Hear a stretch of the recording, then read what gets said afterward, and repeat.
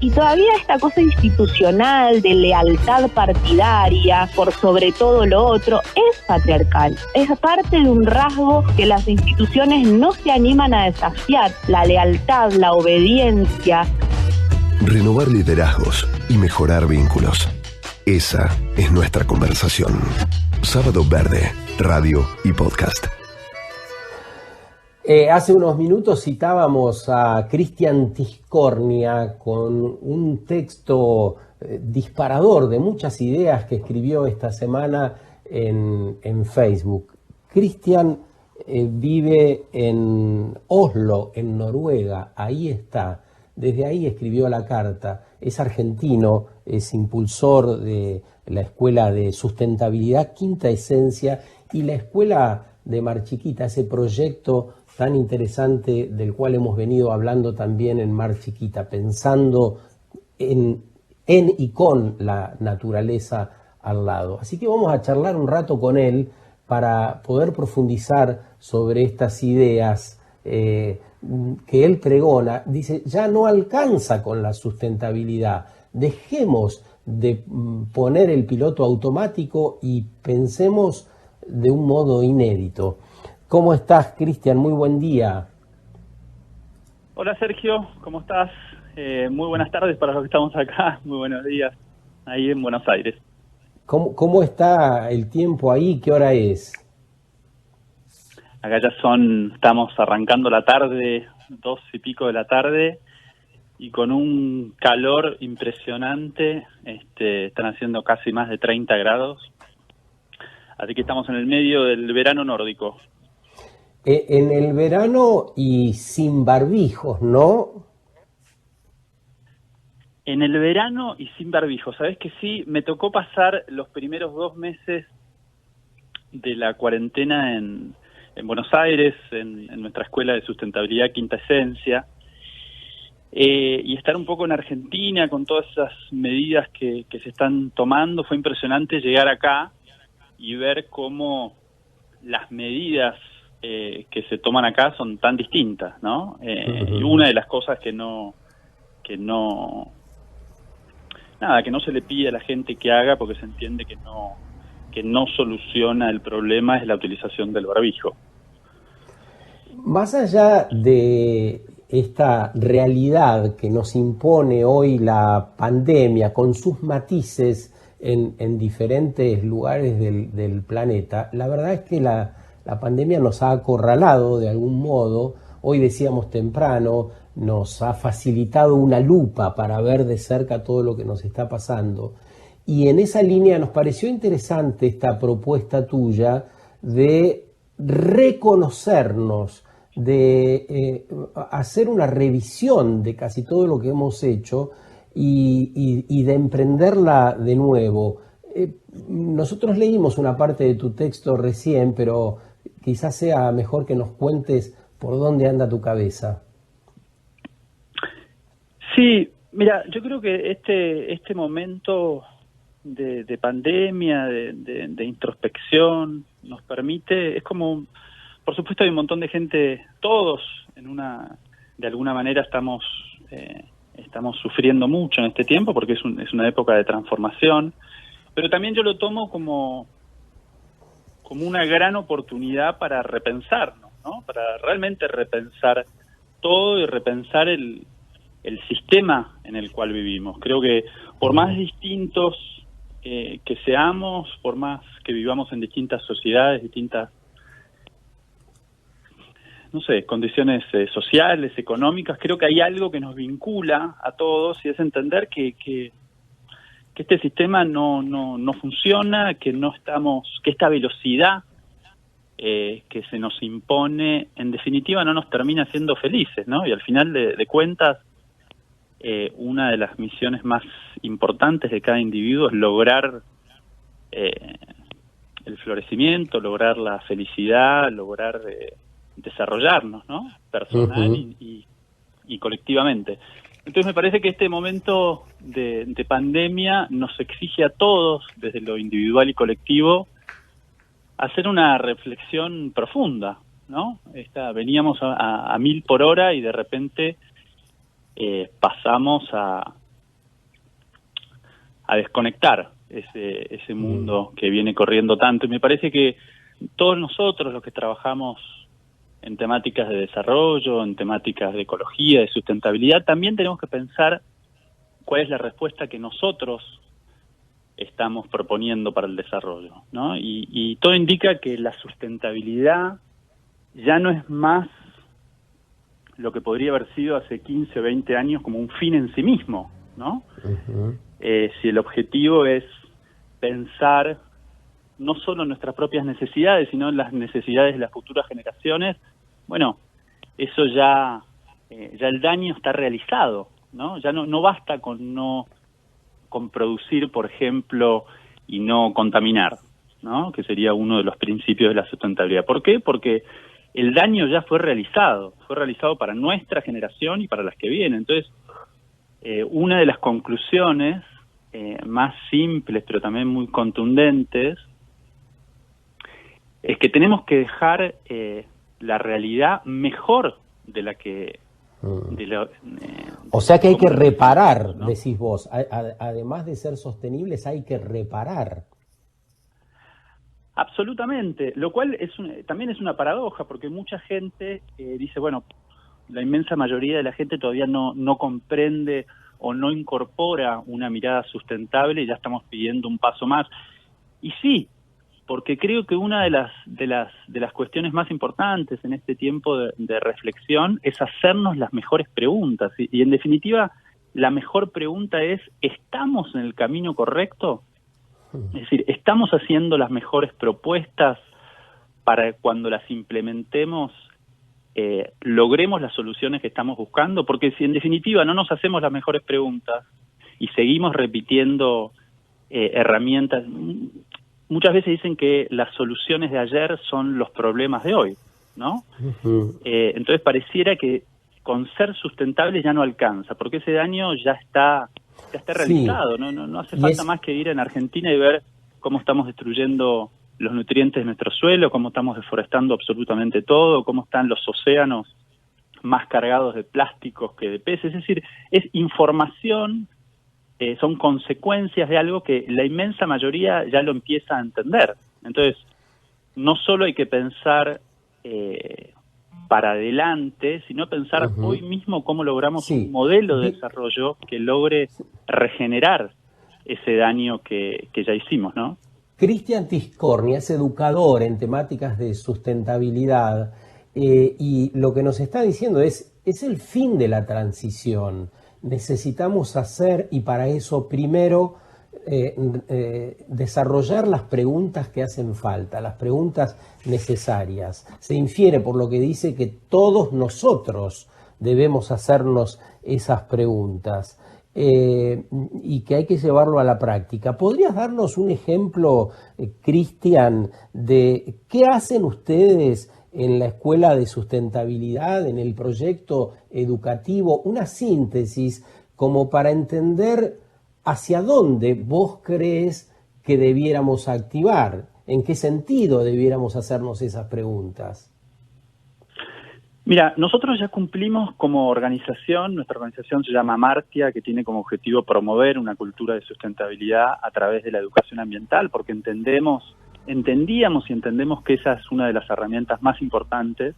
O sea, entiendo que ser contemporáneos, lo único que nos hace ser contemporáneos no es en qué época nacimos, sino cómo entendemos la problemática de nuestra época y cómo trabajamos para solucionar esa problemática en nuestra época, ¿no? Eso es lo único que realmente nos hace contemporáneos. Entonces, hace 16 años que trabajamos temáticas de educación ambiental, luego comprendimos en nuestro propio paso evolutivo la necesidad de tener un espacio educativo donde podemos vivir lo que estamos predicando. Entonces construimos nuestra escuela Quinta Esencia ahí en Mar Chiquita, que es el corazón de Mar Chiquita, muy cerquita de Mar del Plata, donde todo el lugar está construido con estos principios, con energías renovables. Cada vez que llueve, que sopla el viento o que sale el sol, se mueven todos los sistemas, producimos nuestro propio alimento agroecológico, producimos nuestra propia miel, trabajamos con todas las escuelas del partido. Después si bien ese es el modelo educativo que a nosotros nos interesa, dijimos, bueno, no dejaba de ser una institución privada, Quinta Esencia, entonces dijimos, lo más importante es desarrollar un símbolo, la mejor educación posible, pero en la educación pública, donde elevar el nivel de la educación pública. Entonces, por eso hace 2 años que construimos ahí, junto a un impresionante colectivo de organizaciones y personas, en 45 días, una de las escuelas, por lo menos una de las escuelas más preciosas que yo conozco en la provincia de Buenos Aires, que es de cabo a rabo una escuela sustentable, ¿no? Por toda la cuestión edilicia y de diseño y arquitectónica, pero también es una escuela desde el momento cero, desde antes de poner los primeros materiales. Ya todo el proceso fue un proceso colaborativo, fue un proceso de cooperación con todos los actores muy distintos de una sociedad. Pero si vos me preguntas a mí, bueno, ¿cuáles son las preguntas? Escuchamos este ejemplo, ¿qué tal? Cruz te saluda. Y creo que se empieza a notar el trazado con este concepto que mencionabas, que es el de regeneración.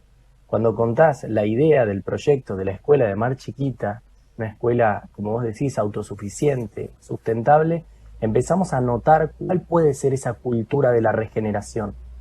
¿De qué maneras se puede seguir plantando, digamos? ¿De qué manera la regeneración puede empezar a ser un término al cual valoremos, el cual tengamos presente en nuestras conversaciones diarias? Buenísima la pregunta. Para mí lo más importante es nuestro punto de partida y nuestro punto de llegada es cómo hacemos nosotros para generar las condiciones para regenerar la vida, para crear la vida, para favorecer la vida. Es decir, en definitiva, el gran maestro que tenemos o la gran maestra es la naturaleza. Es empezar a diseñar exactamente como lo hace la naturaleza, ¿no? Donde no genera, por ejemplo, residuos, donde todo está absolutamente interconectado.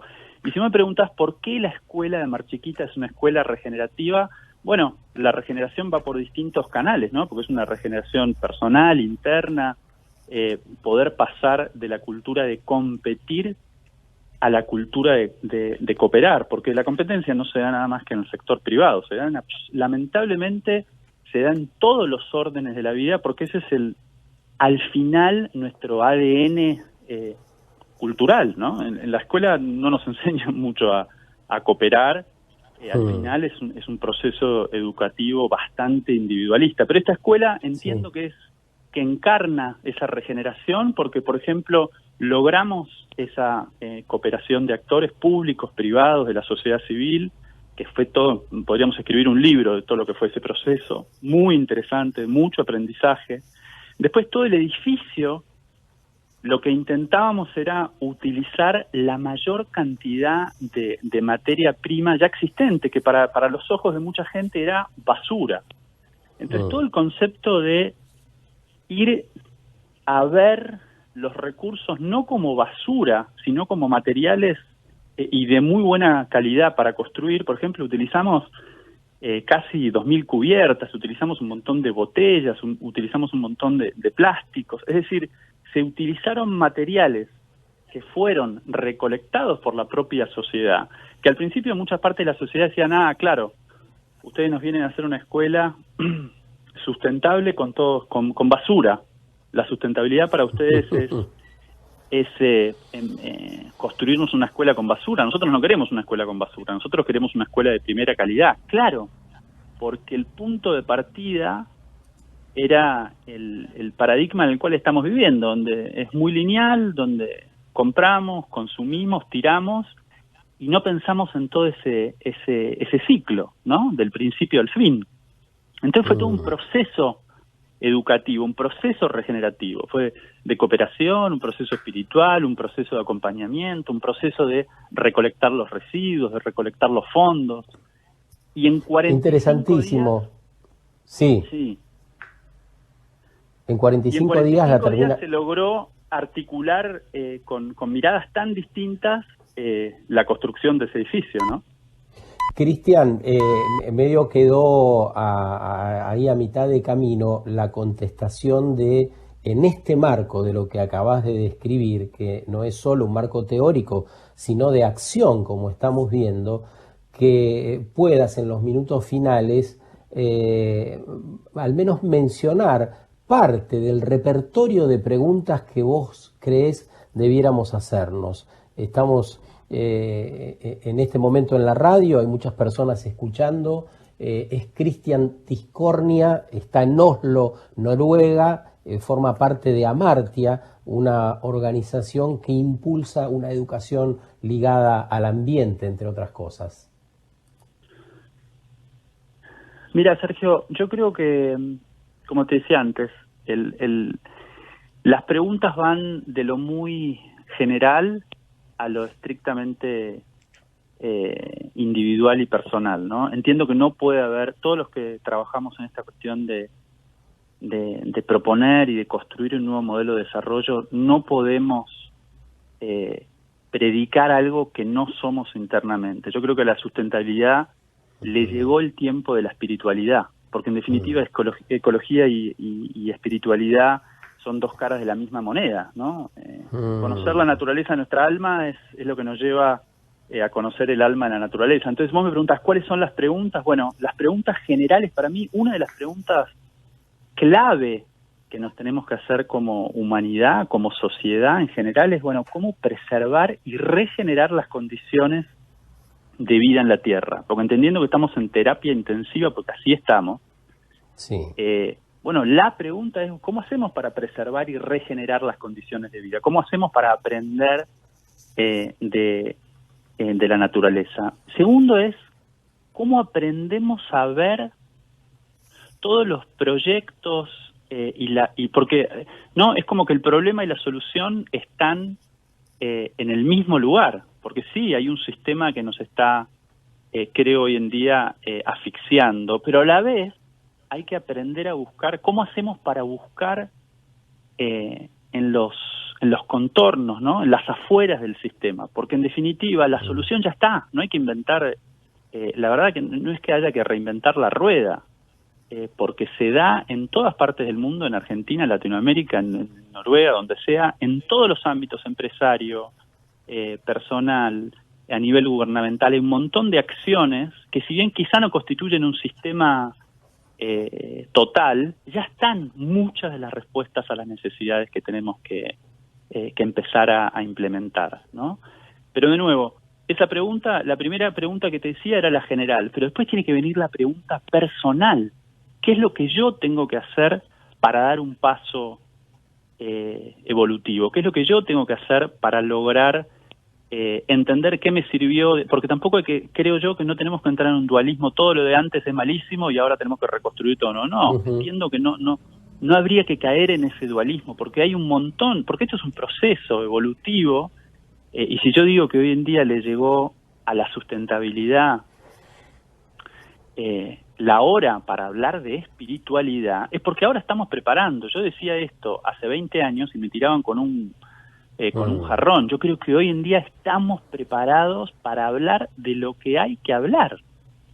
Y en definitiva hay que hablar de eso, hay que volver a cómo hacemos para construir una cultura que no esté disociada con la naturaleza. Porque hay un punto donde decimos, parecemos un satélite que el ser humano se disoció de la naturaleza.